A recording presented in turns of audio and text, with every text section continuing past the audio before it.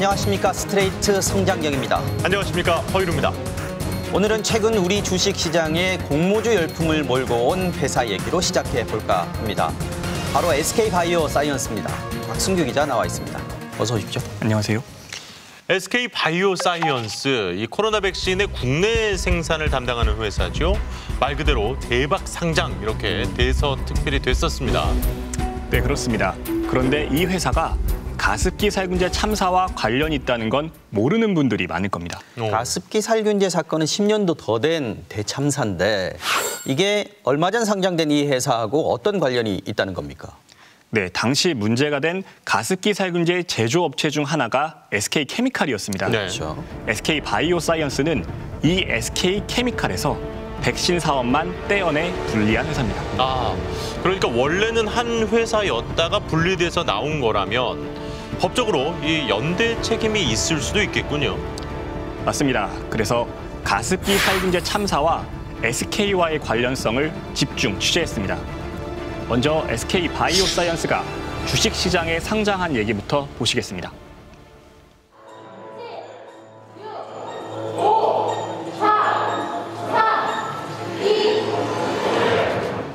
지난 18일 서울 여의도 증권거래소 SK바이오사이언스가 코스피에 상장됐습니다. 네, 축하드립니다. SK바이오사이언스의 시총가는 13만 원으로 결정이 되었습니다. 축하드립니다. 청약 경쟁률은 무려 335대 1. 청약 증거금으로 63조 6천억 원이 몰려 국내 증시 사상 최다액을 기록했습니다. 열기는 곧바로 주가에 반영됐습니다.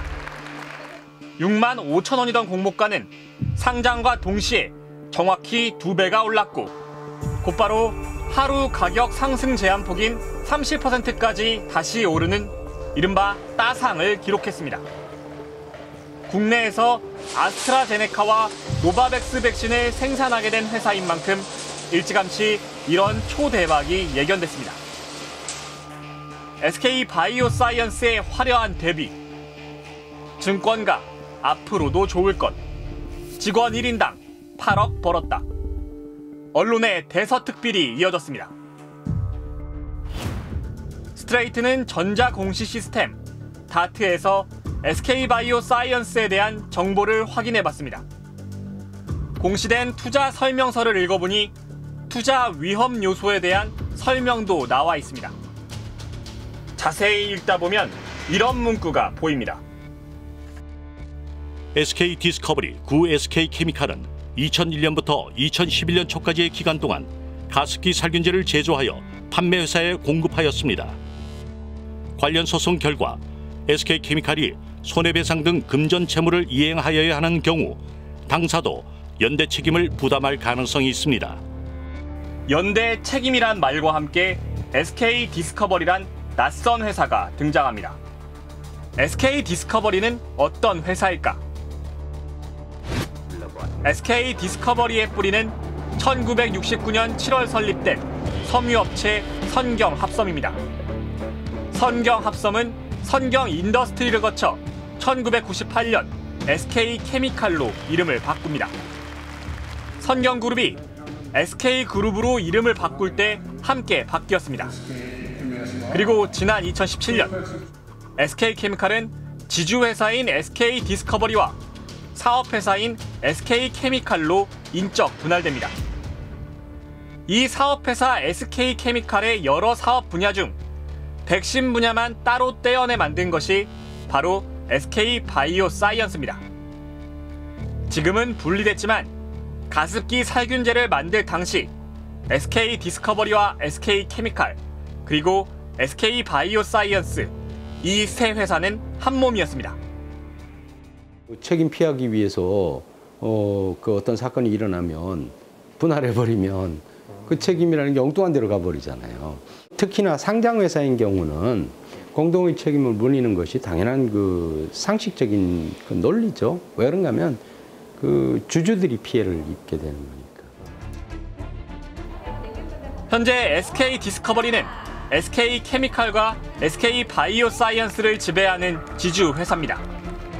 SK 바이오사이언스의 증시 상장 기념 행사에서도 지주 회사인 SK 디스커버리의 박찬중 사장이 가장 먼저 소개됩니다. 스트레이트는 행사장에서 박찬중 사장을 만나 가습기 살균제 사건에 대해 물었습니다. 가습기 살균제 사건 관련돼서 이 SK 디스커버리랑 연대측도 문제가 설명서에 있던데요. 뭐 제가 답변드릴 건 아니에요. 디스커버리 사장이시니까 그 문제를 말씀해 주실 만한 위치에 계시지 않나요?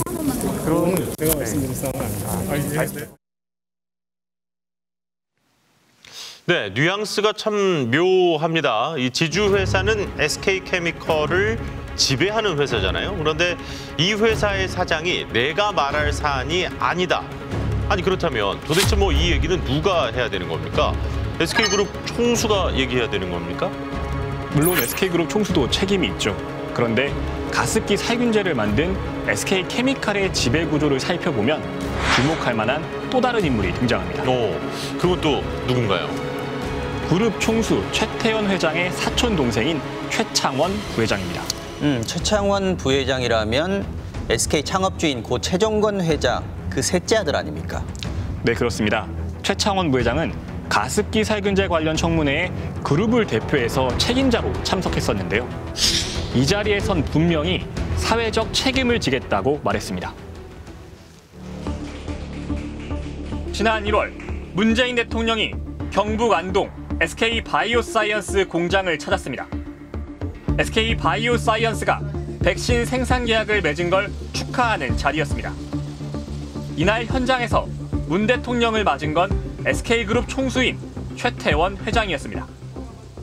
핵심부터 저희가 생산하는 모든 거는 이제 이 생산과 일관 형성 완제품까지 해서 그런데 최 회장은 SK 바이오사이언스의 지분을 전혀 가지고 있지 않습니다. SK 바이오사이언스의 최대 주주는 지분 68%를 가진 SK케미칼입니다. 그 위로 SK케미칼의 지분 33%를 가진 지주회사 SK 디스커버리, 최상단엔 SK 디스커버리 지분 40%를 가진 최창원 부회장이 있습니다. 최창원 부회장이 SK케미칼의 최대 주주이자 오너인 셈입니다. 최 부회장은 SK케미칼의 경영지원본부장과 부사장을 거쳐 지난 2007년부터 대표이사도 맡았습니다.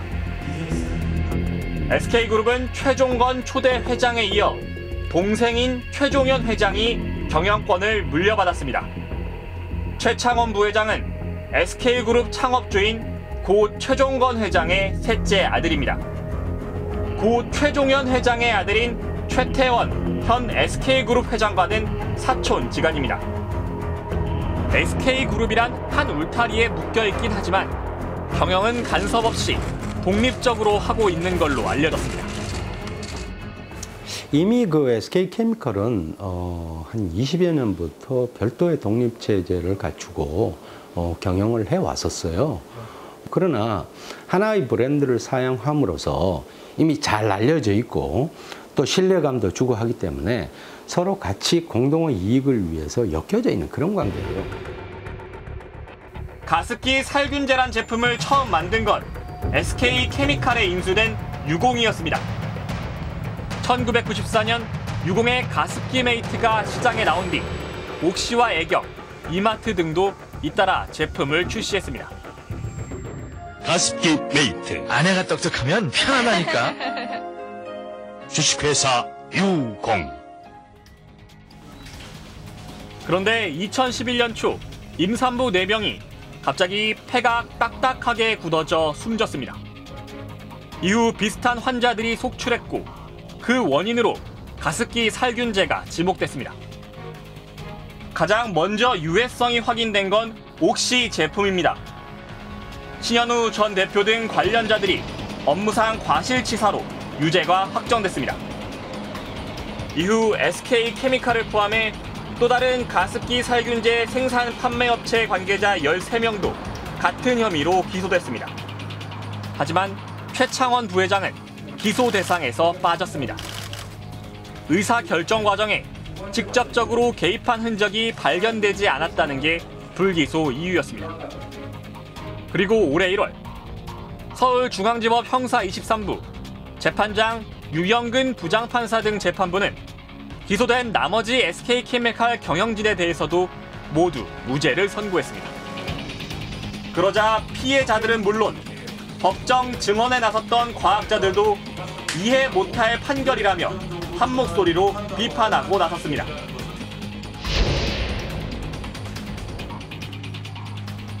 옥시가 만든 제품의 원료는 PHMG입니다.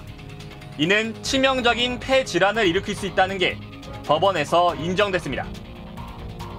반면 법원은 SK케미칼이 사용한 CMIT, MIT란 성분은 인체 유해성이 입증되지 않았다고 봤습니다.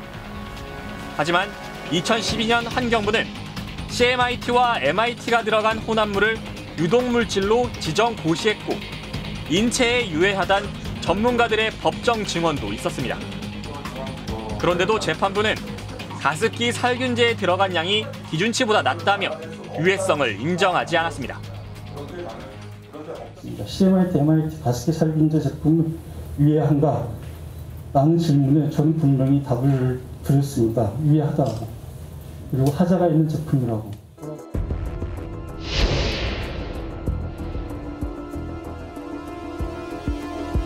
재판부는 쥐를 상대로 한 실험에서 피해자들처럼 폐질환이 나타나지 않았다는 점도 무죄 판결의 근거로 들었습니다. 동물 실험 결과를 사람에게 그대로 대입해도 되는 걸까? 독일의 임산부 입덧 방지제 탈리도마이드 사건. 동물 실험 결과만 믿고 제품을 출시했다. 10,000명이 넘는 기형아가 태어났습니다. 동물 실험이 절대적일 순 없다는 겁니다. 동물 실험은 기본적으로 사람의 건강을 예방하거나 예측하거나 그러지 못합니다. 또 더군다나 피해 질환을 증명하는 도구로 쓸 수가 없습니다. 이게 이제 논문을 이렇게 검토하면 다 나오는 일입니다.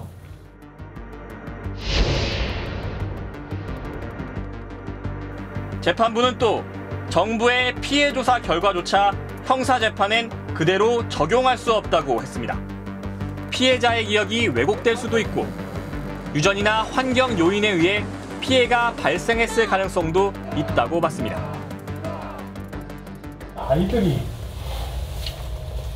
폐손상, 직업 노출이나 나이가 있어야 걸릴 수 있는 질병을 30살 아이들이 걸린 것은 뭐 때문인가에 대한 대답이 없습니다. 개인의 인과를 완전히 무시한 여러 가지 한계점도 있지만 이건 사실 왜곡이고 사실이 아니고 그렇습니다. 결국 이 판결대로라면 죽고 병든 피해자는 있는데 책임질 가해자는 없다는 겁니다. 옥시와 달리 SK케미칼은 이렇게 형사적 책임을 피해갔고 현재 항소심이 진행 중입니다. 지난 2019년 사회적 참사 특별조사위원회가 개최한 가습기 살균제 청문회. SK 디스커버리 최창원 부회장은 이 자리에서 피해자들에게 공식 사과했습니다. 그리고 법적인 책임과 별개로 사회적 책임도 다하겠다고 여러 차례 말했습니다.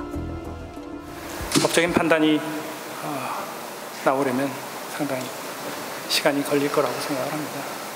그런 차원에서 저희가 기업의 사회적인 책임을 다하는 측면에서 여러분들의 지원을 말씀드리고 그다음에 과연 SK케미칼은 사회적 책임을 다하고 있을까? 일단 정부가 피해자 구제를 위해 강제로 부과한 분담금 212억 원은 완납했습니다. 그러나 이 분담금 납부 외에 SK케미칼이 나서서 피해자와 합의한 경우는 불과 10여 건. 이마저도 배상이나 보상이 아니라 법적 책임과 관계없는 피해 지원이란 용어를 사용했습니다. 이제 위법 행위에 대한 것이 이제 피해 배상이 되는 거고, 뭐 위법하지 않은 적법하지만 이제 손실이 발생했을 때 손실 보상이라는 표현을 쓰기도 하는데, 지원이라는 표현은 사실은 어디에도 없는 범주의 내용이죠. SK케미칼의 가습기 살균제를 사용한 피해자는 800여 명. SK케미칼이 원료를 공급한 제품의 피해자는 5,500여 명이 넘습니다. 그러니까 SK케미컬 지배구조 정점에 이 최창원 부회장이 있다는 거군요. 그런데 이 최고 책임자는 기소조차 되지 않았고요. 그 밑에 있는 경영진들만 재판에 넘겨졌는데 이마저도 1심 재판에서 모두 무죄가 나왔다. 네. 피해자들 입장에선 당연히 분통이 터질 수밖에 없어 보입니다. 네, 1심 판결문을 요약하면 살균제 성분이 폐질환을 일으켰다고 100% 확신할 수는 없다는 겁니다. 하지만 피해자들은 내 몸, 죽은 내 가족이 증거인데 어떻게 쥐실험 결과를 더 믿는 거냐며 반발하고 있습니다. 네. 아니 같은 가습기 살균제인데 옥시는 유죄고 SK케미컬은 무죄다. 당연히 피해자 입장이라면 받아들일 수가 없을 것 같은데요. 네, 바로 그 부분을 좀 더 주목해봐야 하는데요. 사실 유해하다고 이미 판결이 난 그 옥시 제품도 SK케미칼이 원료를 만들었습니다. 옥시의 그 가습기 살균제 원료를 SK케미칼이 만들었다. 그렇다면 원료를 공급한 쪽도 당연히 책임이 있는 거 아닙니까? 네, 바로 그 지점인데요. 저희가 현재 수감 중인 옥시의 신현우 전 대표를 인터뷰했습니다. 신 전 대표는 스트레이트에 자신도 SK케미칼에 속았다고 주장했습니다. 지난 2016년 가습기 살균제 참사의 책임자로 지목된 옥시의 신현우 전 대표가 검찰에 구속됐습니다. 마음속 깊이 진심으로 사과드립니다. 신 전 대표는 지난 1993년부터 2005년까지 10년 넘게 옥시의 대표를 맡았습니다. 그의 임기 중 출시된 옥시 싹싹 뉴 가습기 당번. 무려 415만 개나 팔려 가장 많은 피해자를 양산한 제품입니다. 옥시 제품의 유해성이 인정돼 신 전 대표는 대법원에서 징역 6년이 확정됐습니다. 그런데 거의 알려지지 않은 사실이 하나 있습니다. 옥시가 만든 이 가습기 살균제에 들어간 원료 제품을 만들어 공급한 회사가 바로 SK케미칼이었다는 점입니다. 이 제품의 이름은 스카이바이오 1125. 이 속에는 독성을 지닌 PHMG가 25% 들어있습니다. PHMG는 주로 공업용수 처리제와 식품 공장 살균제 등으로 쓰이는 물질입니다. 스트레이트는 현재 서울 남부교도소에 수감 중인 신현우 전 옥시 대표에게 원료 구입 과정을 물었습니다. 신 전 대표는 대리인을 통해 취재진에게 편지를 보내왔습니다. 먼저 피해자에 대한 사과의 말을 전한 그는 SK케미칼이 원료의 유독성을 숨긴 채 판매했다고 주장했습니다. SK케미칼은 PHMG의 독성에 대해 두 가지 중요한 사실을 은폐하거나 고의적으로 오기재했습니다. 만일 PHMG가 유독물이고 눈에 심각한 자극성이 있는 것을 알았다면 옥시는 PHMG를 가습기 살균제 원료로 쓰지 않았을 것입니다. 즉, SK케미칼에게 속아서 PHMG 성분을 가습기 살균제 원료로 썼다는 주장입니다. 그의 말은 어디까지가 사실일까? 지난 2019년 검찰은 신 전 대표의 주장을 뒷받침하는 수사 결과를 내놨습니다. 원료의 유독성을 제대로 알리지 않고 판매한 혐의로 SK케미칼 관계자 4명을 재판에 넘긴 겁니다. 독성 물질인 PHMG의 가습기 살균제 원료 공급에 관여하거나 책임이 있는 직원 4명을 업무상 과실치사상죄로 기소하였습니다. 검찰은 SK케미칼이 유독성 실험 결과를 고의로 누락한 정황을 제시했습니다. 지난 1997년 영국의 헌팅턴 생명과학이 가습기 살균제의 원료인 PHMG에 대해 독성 실험을 실시했습니다. 토끼를 대상으로 한 안구 독성 실험 결과는 severe, 매우 심각하다는 것이었습니다. 그런데 2004년 SK케미칼이 작성한 제품 설명서에는 PHMG의 안구 독성 실험 결과가 mild, 즉 가벼운 정도라고 적혀 있습니다.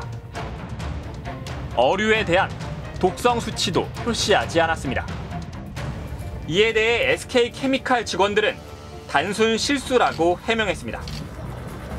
유공에서 사업을 인수하면서 제품 정보도 넘겨받았는데 이때 잘못된 정보를 넘겨받아 그대로 썼다는 겁니다. 또 옥시에 납품할 때도 중간 유통업자가 껴있어 가습기 살균제 원료로 쓰일지 몰랐다고도 했습니다.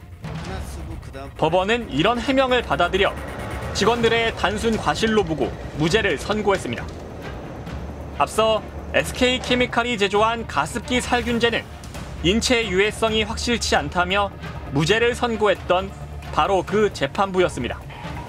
공교롭게도 한 재판부가 SK케미칼의 제품과 원료, 관련자들에게 면죄부를 준 셈입니다. 그렇다면 SK케미칼은 아무 책임이 없는 걸까? 판례 같은 경우는 화학 제품을 제조 판매하는 업체에서는 결함이 없는 물건을 만들어서 판매할 의무는 너무 당연한 것이고 정보와 관련해서도 이 합리적인 정보를 제공할 의무를 이제 규정을 하고 있는데 이런 거에 비춰 보더라도 사실 무죄 판결은 납득하기는 어려운 부분이죠. 잇따라 무죄 판결은 받았지만 가습기 살균제 사태의 발단에 SK케미칼이 있고 그 책임도 피할 수 없다는 게 피해자들의 주장입니다. 사실은 SK는 가습기 살균제 참사에 그 판도라 상자를 열은 주범이라고 할 수 있습니다. 왜냐하면 SK 전신인 유공이 1994년에 가습기 살균제를 최초로 개발하고 판매를 시작했기 때문이죠. 그리고 18년 동안 1000만 개 넘는 그런 제품을 팔았는데 그중에 90% 이상의 제품의 원료를 SK가 공급을 한 겁니다. 그러니까 이에 대해 SK케미칼은 인체에 유해하지 않도록 원료 물질을 선정하고 배합해 안전한 제품을 출시하는 건 본질적으로 제조업자의 업무에 해당한다는 게 법원의 판결이라고 밝혔습니다. 또 피해자 단체들과 피해 회복을 위한 협의를 진행 중이라고 설명했습니다.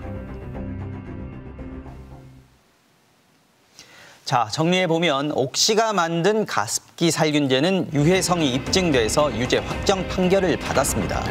그런데 이 원료 성분을 판매한 SK케미칼은 죄가 없다, 이거네요. 네, 그러니까 SK케미칼 직원들은 이게 그렇게 인체에 유해할 줄은 몰랐다는 건데 이걸 법원이 받아들여 줬습니다. 그리고 이걸 가지고 가습기 살균제를 만들 줄은 몰랐다는 해명도 인정을 했어요. 야, 이건 좀 납득이 어렵네요. 그런데 이것 말고도 SK케미칼이 받고 있는 재판이 하나 더 있습니다. 다른 게 또 있습니까? 그렇습니다. SK케미칼은 검사와 판사 출신 법조인을 경영진으로 영입했는데요. 이들은 가습기 살균제와 관련해 증거를 인멸한 혐의를 받고 있습니다.